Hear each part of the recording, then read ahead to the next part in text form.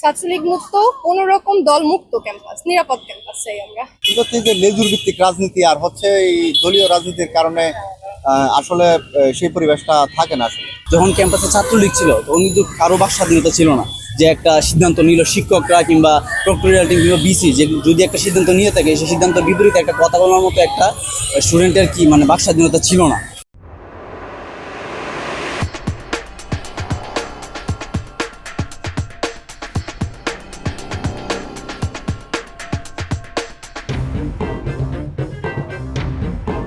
আসল যে পরিবর্তন সেটা আপনারা দেখতে পাবেন হচ্ছে এই ছাত্রলীগ যখন এই ক্যাম্পাসে তারা হচ্ছে আধিপত্য বিস্তার করতো, ক্যাম্পাস চালাইতো একরকম, তখন হচ্ছে দেখবেন যে বিভিন্ন জায়গায় হচ্ছে সাধারণ শিক্ষার্থীদের যা প্রথম বর্ষ, দ্বিতীয় বর্ষ, তৃতীয় বর্ষ ছেলেদের জোর করে প্রোগ্রামে নিয়ে যেত।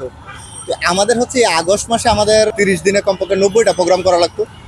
এখন এই 30 দিনে 90টা প্রোগ্রাম, একটা প্রোগ্রামও করা লাগতেছে না। আমরা আমাদের মন মতো চলতে পারতেছি, ফলে বৈধ সিট পাইছি।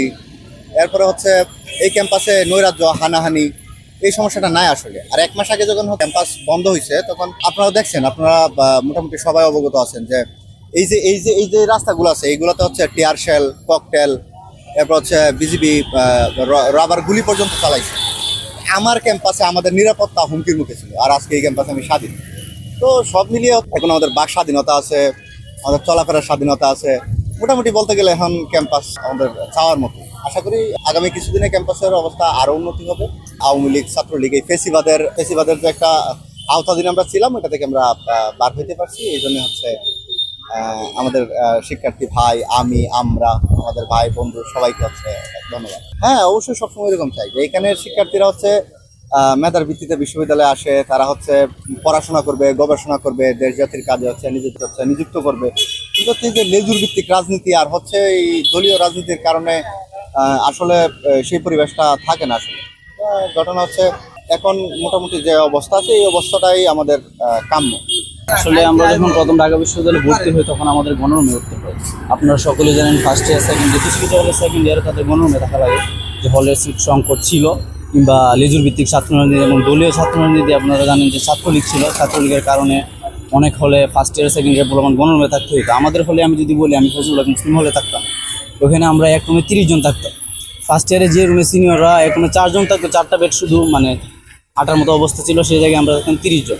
তো সেই জায়গা থেকে আমাদের পড়াশোনা করা, পরীক্ষা দেওয়া, এগুলো অনেকটাই কষ্টকর ছিল। আমরা রুমের মধ্যে পড়তে পারতাম না। আবার যদি আমরা পড়াশোনার জন্য রিডিং রুমে যাওয়া লাগতো, সো ওইখানে গিয়ে দেখতাম যে অনেক স্টুডেন্ট থাকতো, যে কারণে পড়াশোনা করার জন্য একটু বিঘ্নিত করতো। আর আমাদের যে ইনকোর্স থাকতো, পরীক্ষা থাকতো, এমনকি হইতে হয়েছে আমাদের ইনকোর্সের আগের দিনও প্রোগ্রাম করতে হয়েছে। এমনকি আমার কালকে সকালে ইনকোর্স কিংবা অ্যাসাইনমেন্ট জমা দিতে হবে 8টায়, আমি রাতে 2টা পর্যন্ত প্রোগ্রাম করছি। ছাত্রলীগের যে নেতারা ছিল ঢাকা বিশ্ববিদ্যালয়ে, তারা আমাদেরকে টিএসপি নিয়ে এসেছে, টাসে নিয়ে এসেছে, তারা আমাদেরকে মধুর ক্যান্টিনে নিয়ে এসেছে, সারাদিন প্রোগ্রাম করিয়েছে। এইসব কষ্টদায়ক যন্ত্রণার মধ্যে পার হয়ে আমরা পড়াশোনা করেছি। আর এখন এই যে ফেসিবাদের যে পতন ঘটলো, শেখ হাসিনার যে পতন ঘটলো, এই পতন ঘটার পরে সারা বাংলাদেশের ছাত্ররা এখন স্বাধীন। বিশেষ করে ঢাকা বিশ্ববিদ্যালয়ের ছাত্ররা এখন স্বাধীন। তাদেরকে এখন 3টা 24 ঘন্টা প্রোগ্রাম করা লাগে না, যে আগামীকালকে পরীক্ষা, আমি আজকে পড়তে পারবো না, যে আমার আজকে প্রোগ্রাম থাকতে পারে, এই যে ভয়টা, এই ভয়টা এখন ছাত্রদের মধ্যে নাই। আগে আমরা কি করতাম, যে পরীক্ষা 2 দিন পরে ছিল, আমরা কি করতাম যে যত আগে দ্রুত সম্ভব পড়াটা শেষ করে রাখি। এমন হইতে পারে, মনে করেন যে আমাদের 16 তারিখ পরীক্ষা, যেমন এই যে 15ই আগস্ট গেল, 15ই আগস্ট কিন্তু আমাদের বাধ্যতামূলক প্রোগ্রাম ছিল, ভাইটাল প্রোগ্রাম ছিল, ছাত্রলীগের সেটাই বলতো।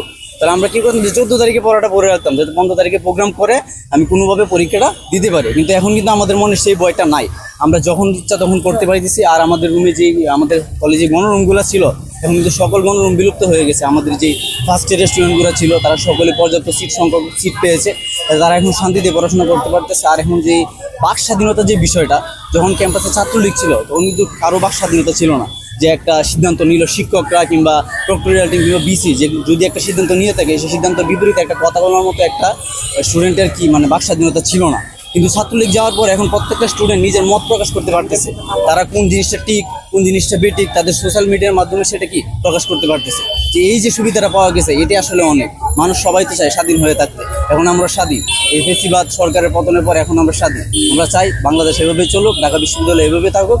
কিন্তু একটা সমস্যা হচ্ছে কি, ঢাকা বিশ্ববিদ্যালয়ে একটু বহিরাগতের যে আগমনটা, এটা একটু কমানো দরকার। কারণ আমরা ক্যাম্পাসে নিরাপত্তাশীলভাবে থাকতে চাই, সেক্ষেত্রে ক্যাম্পাসে বহিরাগত নির্মাণটা একটু দরকার। হ্যাঁ, ক্যাম্পাস তো আসলে ওভাবে এখনো খোলেনি, বলতে জাস্ট হল খোলা, আর রাস্তাঘাটের অবস্থা তো আপনারা দেখতেই পাচ্ছেন। আমাদের চলাচল থেকে শুরু করে সবকিছুতে মানে পুরো রাস্তা আমরা নিজেরাই হাঁটতে পারতেছি না। এখন তো দিনরাত 24 ঘন্টাই বলা যায় হচ্ছে রাজু ভাস্কর্যের সামনে কোনো না কোনো আন্দোলন চলতেই আছে। না ভাই, এরকম আসলে কিছু নাই। আসলে আমি নিজে শামসুন্নাহার হলে থাকি, তো পলিটিক্যালি আমি নিজেও ছিলাম।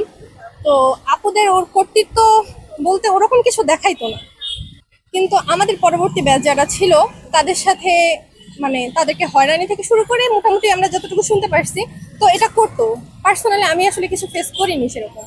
প্রত্যাশা ভাইয়া, আমরা আসলে এখানে পড়াশোনা করার জন্য আসি, আমাদের পড়াশোনাটা ঠিকঠাক হলেই হলো। আমরা এখানে কোনো আন্দোলন বা কোনো দলীয় সাপোর্ট এরকম কিছুই চাই না। আসলে আমরা একটা নিরাপদ ক্যাম্পাস চাই যেখানে আমরা পড়াশোনা করে বেরোয় যেতে পারবো। এই যে আগস্ট মাসের প্রোগ্রাম থেকে শুরু করে যা যা হয়তো আর কি, সেটা এখন টোটালি বন্ধ হয়ে গেছে। কিন্তু আপাতত আমাদের যেহেতু ভিসি নাই, সো যে অসুবিধাগুলো হচ্ছে এই যে যখন তখন রাজুতে যে প্রোগ্রামগুলো আমরা হলে রীতিমতো করতেও পারি না, ঠিক মতো শান্তিতে থাকতেও পারি না, তো এগুলো একটু অবাধে চলাচল করতেছে। এটা আমাদের নতুন ভিসি নিয়োগ হলে আশা করি এই সমস্যাগুলো সমাধান হয়ে যাবে। ছাত্রলীগ মুক্ত, কোনো রকম দল মুক্ত ক্যাম্পাস, নিরাপদ ক্যাম্পাস চাই আমরা।